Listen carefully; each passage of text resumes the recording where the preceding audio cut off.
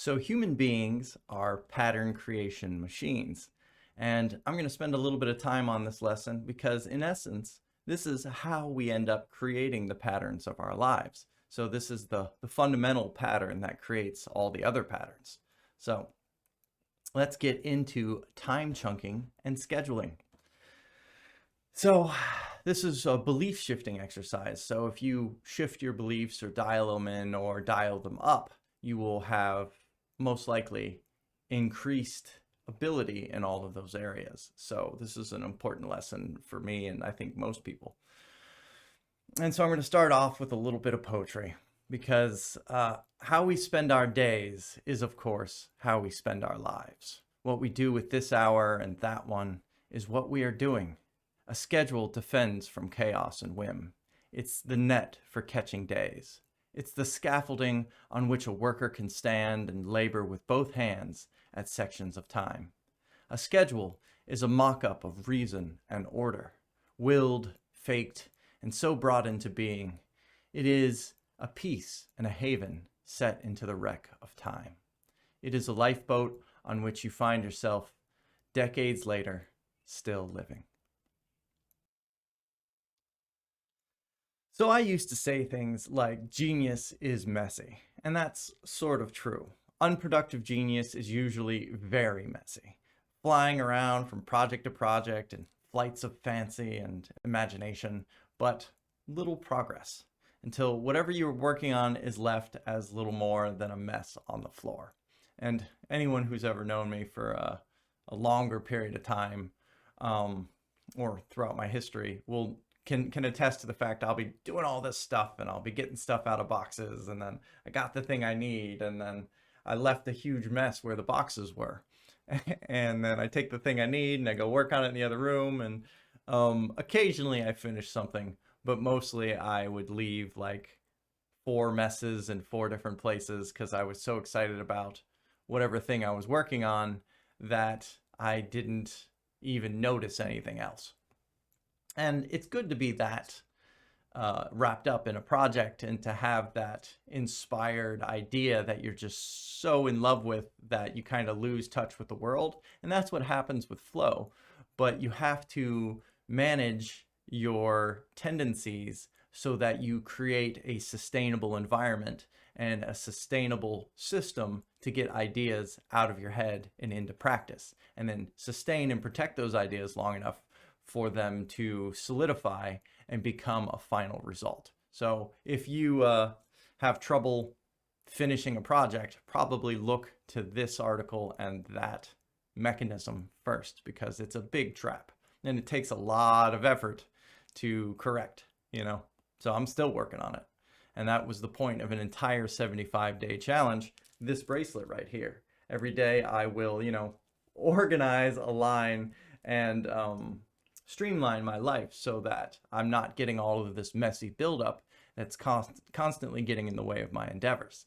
And that was a huge breakthrough for me because I didn't realize until I started paying attention just how inefficient a big mess is. So once I connected to the mess to getting in the way of the things I wanted to do, it was much easier to want to be much cleaner, to organize, to reduce the amount of stuff that I had in the way. Like once I really connected to, how difficult it was to wash the spatula with eggs on it and how much time I wasted instead of just simply rinsing it off when I was done cooking breakfast or whatever the case may be. And then I connected that to my goals. I could finally clean the spatula on a regular basis so it didn't turn into like cement eggs or whatever the case may be. I'm sure a lot of people have dealt with this. But anyway, pay attention to that, and that mindfulness will carry you through. So a lot of this article has been developed over a long time of refinement. So it's a trap. Don't ride the dopamine high of a good idea into the ground. Worst case scenario, your dreams start to become hollow until you've broken so many promises to yourself that you can hardly take yourself seriously anymore. But there's always a way back. And, where you're like, oh, I'm going to do this thing, and then you don't do the thing. And then eventually you're like, I'm going to do the thing, and your subconscious voice says, are you really though?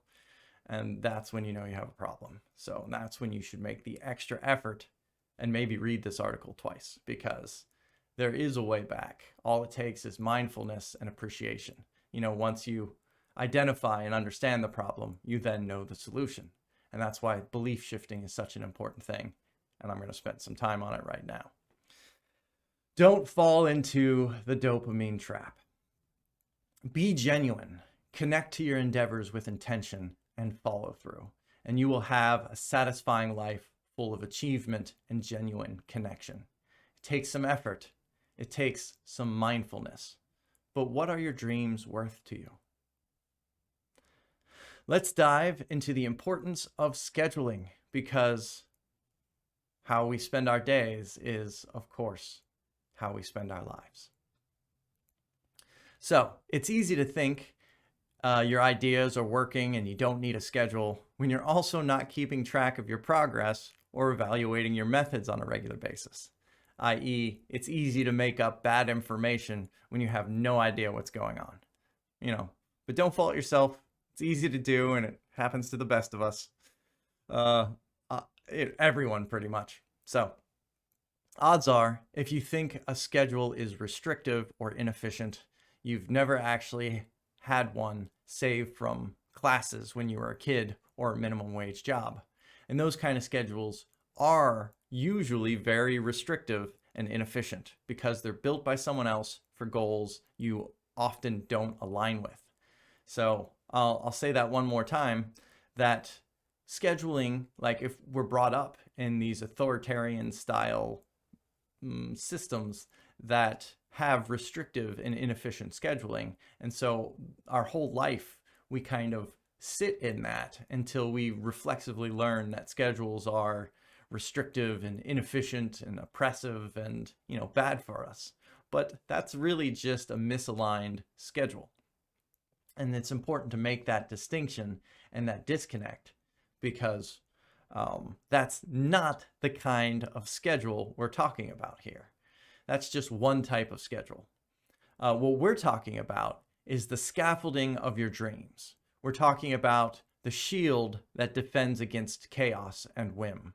We're talking about the net that catches the falling star of your life. So write this down. Discipline equals freedom. There's an old misconception that drifting on the wind with a total lack of responsibility is somehow equivalent to having freedom in your life. And more, it's just a freedom from, responsibility and having to make choices. It's not actual freedom. So changing your relationship with scheduling will change your ability to be able to keep and hold a meaningful routine. So mark this well, and you'll be able to do the things you want to do. If making a schedule isn't exciting, interesting, and a liberating experience, then you're probably viewing it the wrong way. So let me explain. Responsibility. The ability to choose from a list of options of how you respond. That's generally what we refer to as freedom. And for that to happen, you have to have the ability to create multiple options and the mindfulness and temperance to disconnect yourself from reflexive thinking. So in order to make a choice, you have to have more than one option and the ability to pause long enough from stimulus to pick the one you want. So between stimulus and response, there is a space. And in that space is our power to choose our response. In our response lies our growth and our freedom. Viktor Frankl. And if you don't know who that is from A Man's Search for Meaning. And Viktor Frankl survived a Nazi prison camp, pretty much, a death camp. And maintaining your free will in such constraints is a pretty impressive thing to do. So, very powerful quote. Discipline is the ability to maintain and cultivate personal power and ability. So you can connect to the infinite possibility of the universe and have choices to choose from, and the knowledge and perspective to be able to make the choice you want. No longer subject to the whims of your environment and the winds of passing strangers.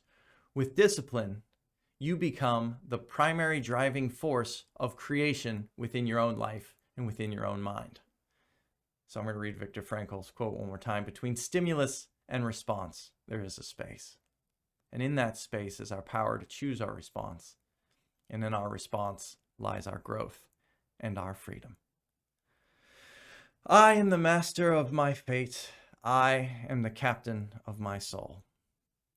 A good sailor doesn't simply go in the direction of the winds and tides. Freedom is the ability to navigate the forces of your environment and get where you want to go, to make a choice and then to make it happen. Your schedule is your will and your plan made real, and then deftly maneuvered through the wreck of time. So when you're ready to start building freedom, purpose, and power, and make things happen in your life, write this down. I am the master of my fate. I am the captain of my soul. Whatever I write down is the direction I will go. And when your schedule, put on your bracelet, your schedule is the sacred promise to yourself to make an effort. Your life is worth the effort. So when you're making the schedule in the next chapter, when you're time chunking and creating, 4-hour periods of like between when you're best suited, you're really creating parts to labor at your dreams and start building that freedom and that purpose and, that power to decide for yourself what your life is going to be like. So feel that while you're making your schedule, and it'll change your relationship with these things, and that'll change your ability to follow through on that schedule, to like stick to that schedule. Because when you put on your bracelet, when you write down your schedule, when you look at it, you'll feel that resonance with what you want to do. Your dreams, will start to be real and on a piece of paper for a specific period of time, creating smart goals. So change your mind and change the world.